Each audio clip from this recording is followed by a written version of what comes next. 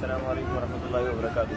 हम इस वक्त हज़रत अबू अय्यूब अंसारी रज़ियल्लाहु अन्हु की कब्र के बाहर मौजूद हैं और यहाँ उस्मानियों की एक पुरानी याद हमारे सामने है। सदका थशर, ये सदक़े का पत्थर के टर्किश ज़बान के अंदर इसका ये मतलब बनता है। इस वक्त तो इसकी एक मॉडर्न सूरत है कि अगर आपके पास सदका देना है तो आप इस सुराख से अंदर डाल दें और बस ये उसके बाद बल्दिया ले जाएगी और बल्दिया जो है वो गरीब लोगों में बांट देगी। लेकिन इसका असल तस्वुर जो था वो ये नहीं था। इसका असल तस्वुर ये था कि एक पत्थर होता था इसी तकरीबन कद काट का और उसमें साइड पे एक सुराख होता था तकरीबन एक मुक्के जितना। तो आप ने हाथ में पैसे रख लिए, अब आप देने के लिए आए हैं तो आपने ये मुक्का उसके अंदर घुसाया और अंदर जाके आपने पैसे छोड़ दिए।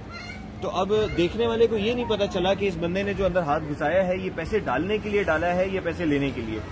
और जो गरीब आदमी है उसका भरम रह गया, उसकी इज्जत रह गई कि उसने अंदर हाथ डाला और वहां से पैसे उठा लिए और खींच लिया।